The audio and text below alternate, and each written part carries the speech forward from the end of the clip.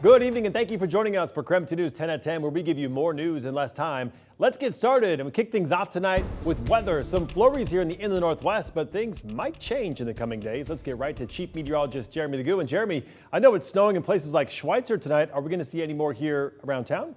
Well, it's still coming down up in the mountains, but here we're pretty good. Overall, it looks like things are starting to clear out, and as they do, our temperatures are going to drop. 32 degrees is where we currently sit with a little cloud cover overhead, but as soon as those clouds move out, it is all about the dropping temps. We're already down below freezing in areas, and here in town, we already have some of those slick spots.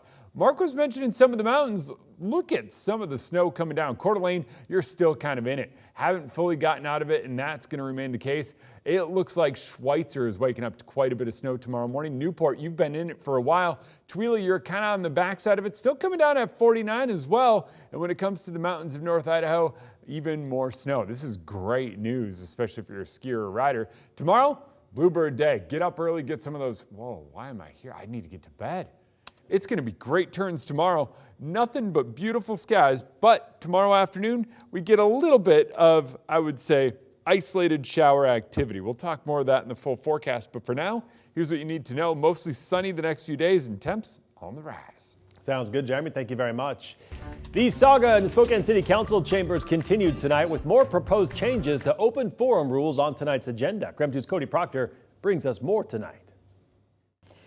Monday night's proposed changes are just the latest in a string of revisions spanning months, and it drew a lot of public comment.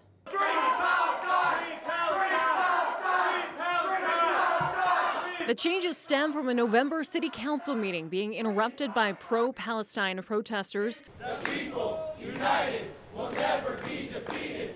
In January, the Spokane City Council approved some changes to their open forum rules, including increasing the number of speakers to 20 and moving the open forum portion to the end of the council meeting. Monday night's meeting brought more changes to the City Council's rules of procedures, particularly for the rules of public participation in council meetings.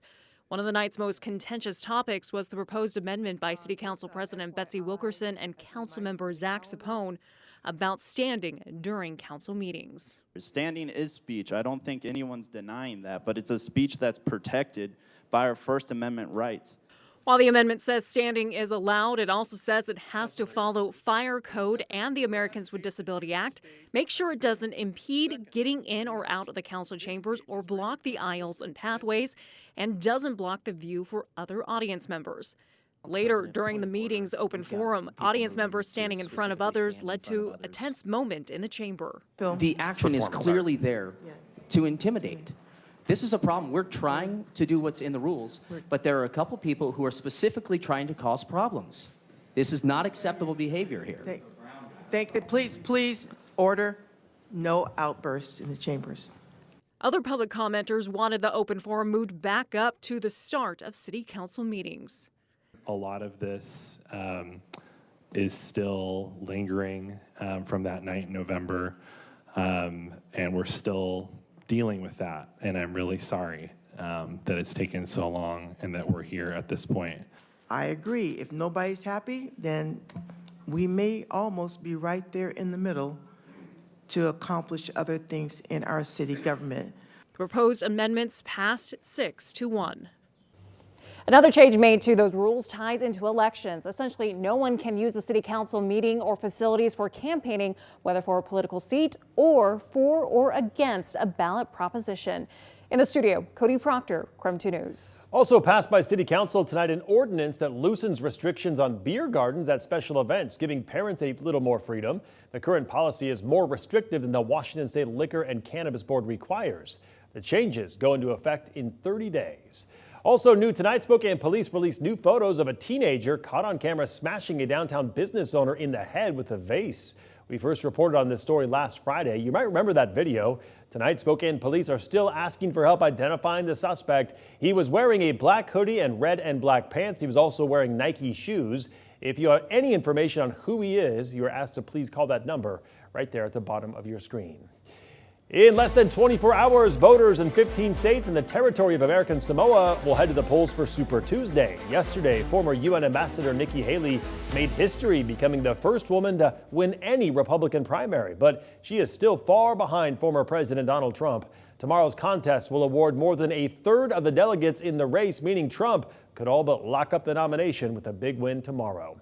And while Trump hopes to win big tomorrow, the former president was already delivered a victory today when the U.S. Supreme Court decided to restore his name to all 2024 presidential ballots. The reason being, only Congress can decide how and when constitutional provisions are implemented. And the rationale here really is we don't want states to be able to do this. You heard the justices coalesce around the idea that we're very worried states could do it alone, create this kind of patchwork when it comes to federal elections.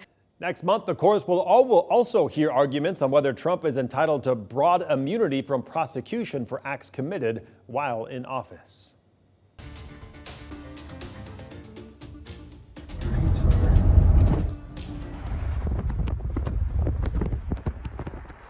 A wild sight west of Nashville tonight. A small plane crashed alongside the highway. Right now, all eastbound lanes are blocked, and officials are reporting multiple deaths, but no exact numbers at this hour. They also say they don't know where the plane was flying from. And in Michigan, police and first responders are responding to a massive industrial fire. Someone nearby captured the initial explosion. Take a listen.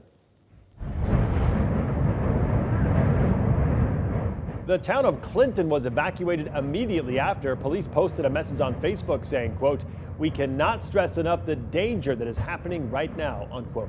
They said debris is being shot into the air and landing as far away as a mile from the fire. And now to our night beat with a quick look at the day's top stories. The man found guilty of killing Ruby Das back in 1986 will spend more than 2 decades in prison. Former Pasco police officer Richard Aguirre was sentenced to 25 years for first-degree murder. The judge had a strict sentencing guideline based on the law at the time of the crime back in 1986, meaning he could only sentence Aguirre to between 20 and 26 years. Das's daughters asked the judge to give him the maximum sentence. I was the 5-year-old little girl who was in Spokane, Washington hotel room waiting on Ruby Das to return, only to be told hours later that she was not returning. Aguirre's new defense attorney has already filed a notice of appeal.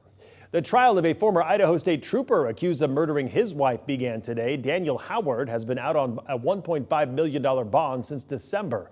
In February of 2021, Howard said his wife shot herself, but detectives say there was no evidence of suicide. Last May, Howard turned himself in. He is charged with first-degree murder. Today marked the start of jury selection and opening arguments. And tonight, a GoFundMe has been set up for the family of 54-year-old Lance Gidley. Gidley was killed in an avalanche on Friday. His body was found under 4 feet of snow on Saturday. Boundary County Emergency Management says Gidley was snowmobiling in the southern Selkirk Mountains with a friend when that avalanche started. And that was your Night Beat. To learn more about any of these stories, just head to our website. That's KREM.com. Washington's legislative session ends this week. There are still some items on the table, but this is when things start to get cutthroat. But it's also when we get more of a concrete idea of what is passing.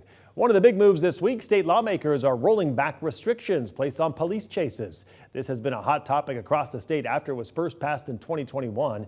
It meant chases were restricted to only crimes involving suspected drunk drivers, escaped subjects, and those involved in violent crimes. But now those restrictions will be dropped. It is a done deal and does not need a governor's signature. It becomes law in 90 days. And the man accused of hitting and killing a Washington State trooper on I-5 this weekend appeared before a judge today. Trooper Christopher Gadd died early Saturday morning when a driver crashed into his patrol vehicle near Marysville going 70 miles per hour. We are not naming the suspect just yet because he has not been formally charged, but he is facing 1 count of vehicular homicide. The driver's attorneys argue his client could not have seen Gadd because he didn't have any lights on at the time. Quote, "At this point, Trooper Gadd's vehicle is not visible and there are no brake lights or parking lights activated. It doesn't appear that any part of that vehicle was visible until a split second before the collision." Court documents reveal the driver admitted to smoking marijuana and drinking 2 beers earlier in the night. The suspect is now held on a $1 million bail.